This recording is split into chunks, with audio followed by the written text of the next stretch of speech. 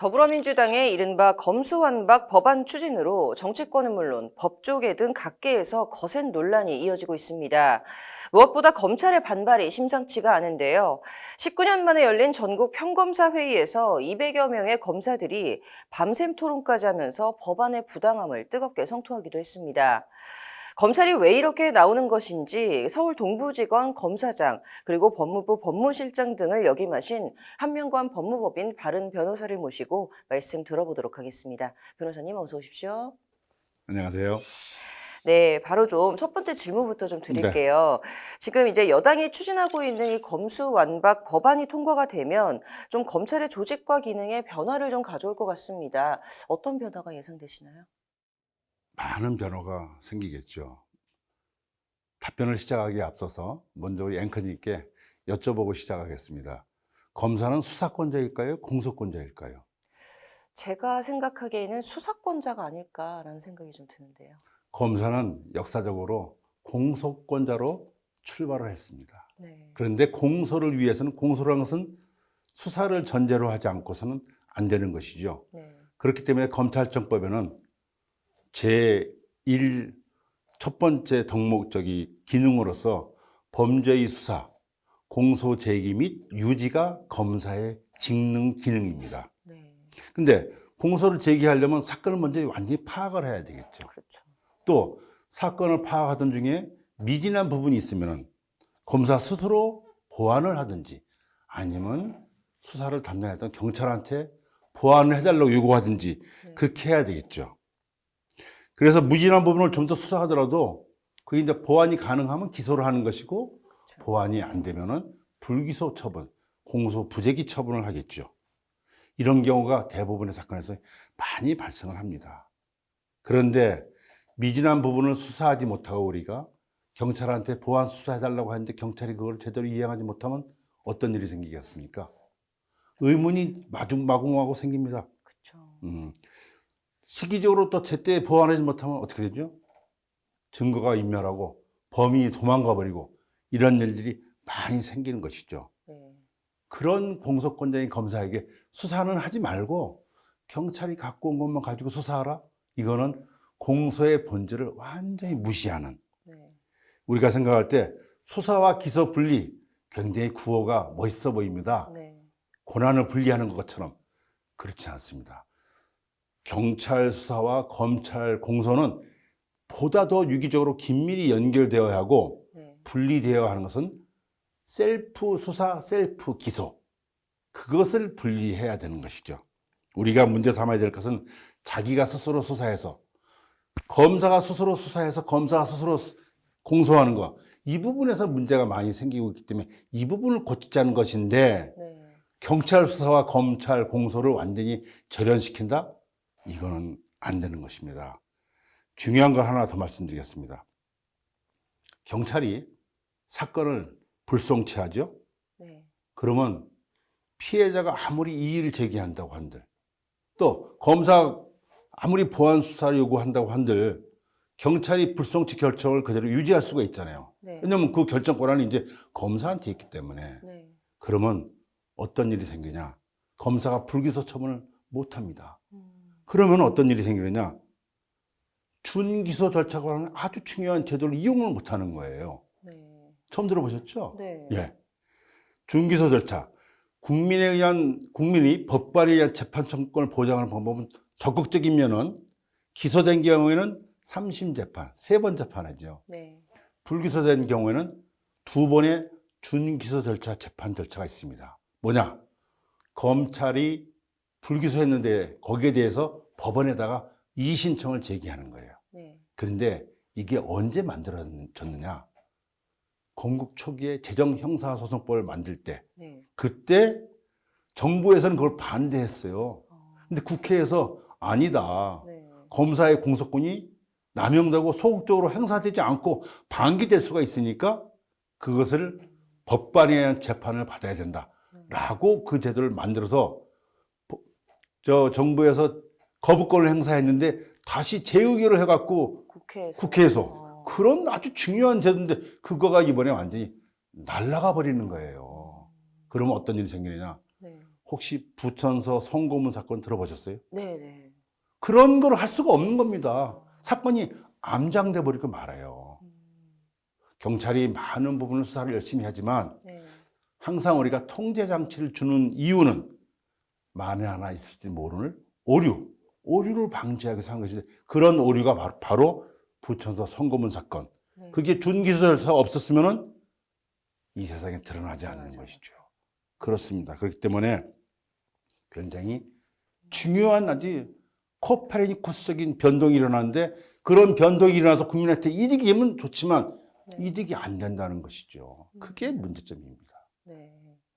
비유가 참 적절했었던 것 같은데요.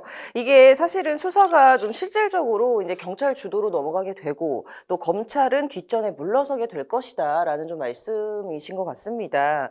이 검찰 수사 완전 박탈이 실질적으로 검찰을 그냥 아예 없애자는 것과 같다라는 이제 주장도 비슷한 맥락이 아닐까라는 생각이 드는데요. 근데 경찰 일부에서는 원래 수사는 대부분 우리가 경찰이 해왔다. 뭐 검수완박법안은 현실에 맞게 법을 바꾸자는 것일 뿐이다라는 이제 얘기도 나오는데 좀 이에 대해서는 어떻게 보시나요?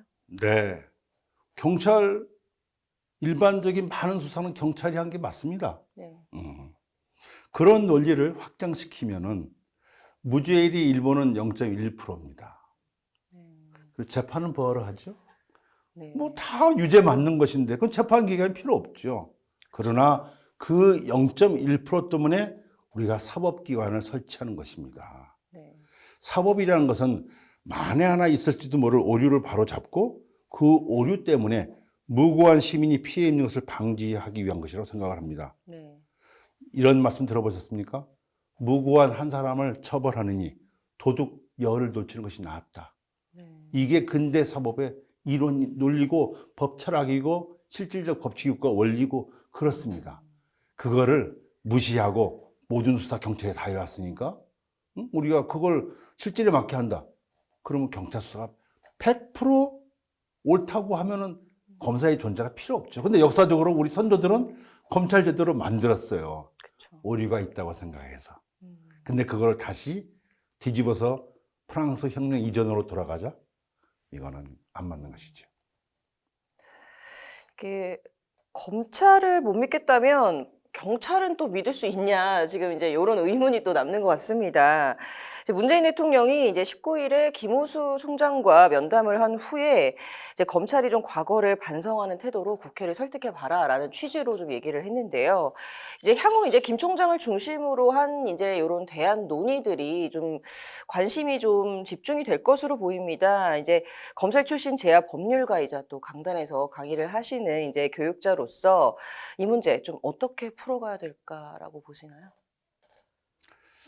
일단 헌법 이번 형사소송법 개정안이 헌법과 전혀 체계가 안 맞는다는 것을 이미 벌써 언론에서 많이 이제 노정이 되었고 지적이 되어 왔습니다. 좋은 제도를 추진한다면 굳이 이렇게 무리하게 빨리 추진할 필요가 없죠. 그리고 좋은 제도라면은 후임 정권에서도 그거를 거부할 이유가 없다고 생각을 합니다. 무리하게 일정을 잡아놓고 의장님이 국회 해외 순방도 바꾸시면서 그렇게 할 이유가 없죠. 지금 국회 다수당이 취재하고 있는 검수완박 법안, 헌법 정확성이 없다는 것을 말씀드렸고, 헌법에는 검사에게 수사에 필요 불가결한 영장 청구권을 인정해 주고 있지 않습니까? 네. 근데 형사소송법에는 수사를 하지 말라는 거예요. 그러니까 지금 앞뒤가 안 맞는 거죠. 그렇기 때문에 법원 행정처 차장께서 법사위 질의 응답할 때 이번 개정안은 헌법 위반의 문제가 있다고 15개 항목인가 걸쳐서 조목조목 답변하셨거든요. 네. 그랬더니 뭐 여당 의원님이 약간 역정을 내셨죠. 네. 아닙니다. 국민들도 다 얘기할 수 있는 권리가 있고 당연히 법을 적용하는 재판기관은 얘기할 수 있는데 그것 자체를 역정을 내는 것 자체는 저는 굉장히 이상하다고 생각을 합니다. 네. 그렇지만 검찰에서도 이 점에서는 국민을 위해서 뭔가 좀 고쳐야 되는 부분이 있겠다. 뭐를 고쳐야 될까? 첫째, 아까 제가 말씀드린 것처럼 셀프 수사 및 셀프 기소. 네. 여기에 문제점이 있는 것이지 경찰 수사와 검찰 공소를 연결하는 데 문제점이 있는 건 아니거든요. 네. 자, 그러면 셀프 수사, 셀프 기소가 언제부터 이렇게 좀 확대되었느냐? 저는 여기에 대해서 약간 정치권에 대해서 약간 좀 이렇게 뭐랄까 좀 비난의 화살이랄까 그걸 좀 네. 돌리고 싶어요. 왜냐하면 네. 검찰은 제가 1989년도에 중앙지검 초임검사로 임명이 되었는데 네. 90년, 91년까지는 경찰하고 굉장히 긴밀하게 수사를 했어요, 서로. 아, 그리고 직접 수사가 그렇게 많이 없었습니다. 송치된 사건을 보완하는 정도의 수사, 네. 인지를 하더라도 네. 그 정도 범위에서 했지 저희가 직접적으로 수사권자로 아까 앵커님 네. 말씀하신 것처럼 그렇게 나서지는 않았거든요. 네. 근데 92년도에 노태우 대통령께서 범죄와 전쟁이라는 정치 아젠다를 선포하십니다. 네. 범죄와 전쟁을 하겠다. 네. 그래서 온 나라를 그렇게 끌고 가는 거예요. 음. 아마 제 생각에는 노 대통령께서 3당 합당 이후에 네. 저하고는 조금 정치적인 입지가 약하기 때문에 음. 그러셨던 게 아닌가 생각하는데 네. 물론 효과를 많이 봤죠. 우리나라처럼 그 조직폭력배를 많이 다스린 나라가 없거든요. 네. 그런데 문제는 그 당시까지는 검찰 특수부가 서울중앙지검하고 부산지검밖에 없었습니다. 아, 그 두 전국엔 군데만. 전혀 없었어요. 네. 근데 그때부터 검찰 수사력을 증강시키기 위해서 마구마구 검사도 증원하고 수사관도 증원하고 특수부, 강력부, 마약부, 외사부 이런 게 네. 막 생깁니다. 막 생겨요. 그러니까 우리 앵커님이 오해하시는 것처럼 아, 검찰은 수사기가 네. 있는구나. 이런 오해를 하시게 되죠. 그때까지는 경찰 수사를 검사가 통제만 하고 말리는 입장이었는데 네. 이제는 검사가 자기가 수사 성과를 내기 위해서 나서야 돼요. 그럼 나서게 되면 어떻게 됐죠? 무리수가 발생하죠. 위에서는 그거 어떻게 됐어? 네. 전화하면 예, 잘 돼가고 있습니다. 네. 무리하게 영장 청구하고 경찰의 영장은 우리가 말리는데 우리가 영장 청구하는 것은 말리는 사람이 없죠. 없잖아요. 네. 거기서 문제가 생겨오기 시작한 겁니다. 모든 사물에는 명과 암이 있죠. 네. 그러니까 범죄와 전쟁을 선포하고 검찰 수사력을 증강시켜서 조직폭력비를 다스리고 거악을 척결한 것까지는 좋은데 그 이면에 이제 무리수가 생기기 시작한다. 네. 경찰도 수사력이 많이 증강하고 굉장히 유능한 사람이 많이 포진했지 않습니까? 네. 변호사 자격증 가진 사람도 많이 들어가고 그럼 경찰한테 많은 것을 물려주고 이제 우리는 통제하는 것으로 보완하는 쪽으로 서로 협업을 하고 해야 되는데 네. 제껴놓고 그냥 저희가 막 하는 거예요. 음. 그러면 문제가 됩니다. 그래서 저는 생각에 검찰은 이제 다시 그 옛날 90년대 이전으로 돌아가서 진정 처음으로 검찰을 만들었을 때의 그런 역할과 기능을 담당할 쪽으로 조금 축소를 하고 내실을 다지는 그렇게 가야 되지 않을까. 네. 저는 그렇게 생각하고 있습니다. 네. 네. 자, 조금 이제 좀 큰 주제로 좀 넘어가서 검찰 개혁에 대한 좀 견해를 여쭙고 싶습니다. 검찰 구성원으로서 이제 검찰 개혁을 요구받던 또 때와 검찰 개혁의 대상이 된 검찰을 이제 또 변호사님께서 바깥에서 보시는 입장 좀 사뭇 다르실 수 있을 것 같은데요. 검찰이 왜 이 개혁의 대상이 된 것인지 좀 어떻게 보십니까? 원래 개혁이라는 거는 일어나지 않게 하기 위해서는 자기가 먼저 문제점을 발굴하고 고쳐나가야 되는데 네. 그거를 변명만 하고 문제점을 자꾸 뒤로 미루다 보니까 이런 일이 저는 생겼다고 보고요. 네. 자, 여러분, 그 말씀드린 것처럼 직접 수사 확대되면서 많은 문제점이 이제 발생했는데 네. 정치 권력은 기본적으로 검찰을 손에 쥐고 싶어 합니다. 그렇죠. 예. 그래서 검찰 인사에 영향력도 미치고 싶어 하고 네. 그거는 우리뿐이 아니고 제도가 정착되어 있는 프랑스도 마찬가지입니다. 네. 그래서 직전 프랑스 검사총장은 정치인들은 검사를 자기 손 안에 쥐고 싶어 한다. 이런 얘기를 한 거예요, 거기서도. 네. 네. 검사가 경찰이 수사를 통제하는 정도에 그치지 않고 정치 권력이 검사를 움직여갖고 자기 뜻대로 하고 싶은 그거는 누구나 속성이 다 그렇게 그렇죠. 속성이 있는 겁니다. 네. 그러면 그거를 통제하는 제도를 만들어야 되죠. 첫째, 검사의 인사를 독립을 시키는 제도를 만들어야 됩니다. 네. 프랑스처럼 꽁세이 수페리에 들라 마주샤티흐 이런 검찰사법위원회 네. 그런 걸 만들어야 되고요. 네. 또 검사가 수사를 할 땐 참 잘합니다. 네. 그것은 역으로 표현하면은 검사가 올바르지 않은 마음으로 수사를 할 때는 안 좋다는 것이겠죠. 지금이라도 검찰은 왜 개혁이 대상이라고 거론되는지를 냉정하게 성찰해서 제가 말한 오늘 그런 셀프 수사 문제 네. 그런 부분을 좀 고쳐 나가야 될 것 같습니다. 네.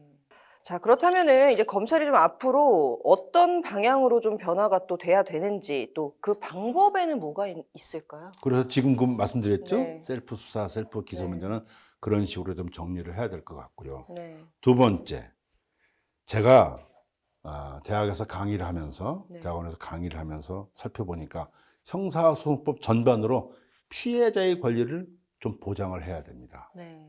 형사소송법에서 고소인 하고서 키워드를 넣고 검색을 해보니까 네. 몇 번 나왔을까요? 글쎄요. 고소인. 7번. 7번. 네. 형사소송법 전체에 아, 피해자로 놓고 또 키워드 검색해보니까 몇 번 나왔을까요? 엄청 많이. 그때는 50번. 어, 그런데 프랑스 형사소송법에는 네. 파티 시빌이라고 거기는 피해자가 네. 사소 청구라고 네. 그걸 할 수 있는 권한이 있어요. 굉장히 권한이 많죠. 몇 번 나왔을까요? 파티 시빌이 굉장히 많이. 무려 358번. 아, 그만큼 권리를 많이 많이. 보장해 준다는 것이죠. 네. 그래서 저는 이참에 피해자의 권리를 피해자가 증거 신청을 하면은 거기에 대해서 거부할 때는 이유를 고지하고 거부를 해요. 지금은 훌륭한 검사 만나면 수사해 줍니다. 네. 훌륭한 경찰 만나면 수사해 줍니다. 그런데 대부분의 검사와 경찰은 일이 많이 밀려 있으니까 업무량이 많아요. 그러니까 이렇게 그러면 결국은 억울하고 힘없는 사람은 결국 피해자는 구제가 어려운 것이죠. 그리고 또 하나 더 말씀드리면은 세 번째, 당사자에게 많은 자료를 공개해야 됩니다. 혹시 무기 대등의 원칙 들어보셨습니까? 들어는 본 것 네. 같습니다. 혹시 그리스 공화정 시대 재판하는 모습 보신 적 있습니까? 소크라테스 재판하는 거? 아니요. 네, 거기는 원고가 공격을 하잖아요. 네. 그러면 원고의 공격 시간을 재기 위해서 물시계를 틀어놓습니다. 아, 물시계. 물시계. 그럼 물시계가 다 참았는데 공격이 끝나요. 네. 그럼 피고한테 또 똑같은 물시계를 틀어요. 네. 물시계. 공격 시간을 똑같이, 방어 시간을 똑같이 주는 거예요. 이게 바로 무기 무기 대등의 원칙. 근데 무기 대등의 원칙이 지켜지려면은 내가 뭘 알아야 되잖아요. 그쵸. 자료가. 네. 그런데 우리 수사기관들이 착각하시는 게 있습니다. 강력범죄 수사할 때하고 살인사범이나 유괴사범하고 네. 그럴 때하고 일반 그 횡령사범, 사기사범 수사할 때하고 횡령사범, 사기사범 민사와 비슷해요. 네. 그렇지만 형사로 다루는데 그러면은 내가 고소고발했을 때 저 사람이 뭐 때문에 고소고발했는지 그걸 상대방한테 줘야 되지요. 그쵸. 근데 안 주는 거예요, 지금 그거를. 그럼 내가 뭐 때문에 고소고발했는지 모르고 검찰청에 출석해라, 경찰청에 출석해라 이렇게 된 일이 생깁니다. 네. 그러면은 그거를 악용하는 또 고소인 고발인지 생기죠. 제가 광주지검 차장검사를 할 때 네. 가보니까 그때가 8년도입니다. 교도소 당시에 에서 굉장히 이제 인권을 존중한다고 하니까 너도 나도 교도관들을 막 고소고발하는 거예요. 근데 그거를 검찰청에서 몇 번 불러요. 네. 그 사람은 직무상으로 한 건데 고소고발 당했는데 얼마나 그러면 귀찮기도 하겠거니와 또 검찰청에 오면 누구나 약간 위축됩니다. 그쵸. 싫죠. 그래서 제가 그랬습니다. 먼저 그러면 서면 경위서를 받아라. 서면 경위서가 이게 말이 안 되면 그때 불러라. 그렇게 하면 되지. 왜 고소고발 당했다고 그 사람은 피의자 취급을 하느냐 바로. 네. 그거는 안 맞는다. 이렇게 고칠 게 제법 많이 있습니다. 예. 네. 제도적으로도 뭔가 좀 손봐야 될 것도 굉장히 많은 것 같은데요. 좀 마지막 질문으로 이제 검찰 출신입니다. 이제 윤석열 대통령 당선인이 이제 우려와 기대를 좀 한몸에 받고 있는데 정의를 추구하고 이제 범죄자를 척결하는 좀 이상적인 검사상과 좀 각계각층 모든 국민을 품어야 하는 좀 이상적인 대통령상 분명 좀 차이는 좀 있어 보이는데요. 이제 검사 시절에 굉장히 이제 최측근으로 알려진 한동훈 이 사법연수원 부원장이 지금은 이제 법무부 장관 후보자로 지명이 됐는데요. 이게 좀 당선인의 정체성이 아직도 그 검찰 시절에 머물러 있는 거 아니냐라는 좀 지적도 나오고 있습니다. 좀 변호사께서는 새 정부에 어떤 뭐 기대감 혹은 우려가 있으신지, 또 특히 같은 검찰 구성원이셨는데 좀 경험에 비추어서 좀 어떤 견해이신지 좀 말씀 네. 부탁드릴게요. 뭐 한동훈 저 후보자하고는 저는 같은 부서에 근무한 적은 없고 네. 제가 대검찰청 기획과장 할 때 그때 검찰 연구관을 했었죠. 다른 부서. 네. 그랬었고 뭐 윤석열 당선자하고는 저하고는 대학 제가 1년 선배고 대학 1년 후배시고 네. 다만 이제 연수원 기수는 많이 차이가 나죠. 네. 근데 그분은 뭐 워낙 그 생각이 좀 바르시고 네. 폭이 넓으신 분이고 네. 그리고 또 뒤늦게 결혼했습니다. 총각이었기 때문에 네. 굉장히 늦게 결혼했죠. 그래서 굉장히 서로들 많이 알고 있는 상태. 네. 그리고 제가 이제 형사소송법학 개정하고 네. 또 지금도 4차 산업혁명융합법학 개정하고 있습니다만 그런 일로 대검찰청하고 서로 코어하는 일이 네. 있었기 때문에 서로 인사하고 잘 알고 지냈죠. 네. 근데 저는 제가 그 윤석열 당선자께서 그런 검사 때 정의로운 모습을 많이 보였고 네. 그런 바른 마음을 갖고 있고 또 이렇게 아우르는 스타일이거든요.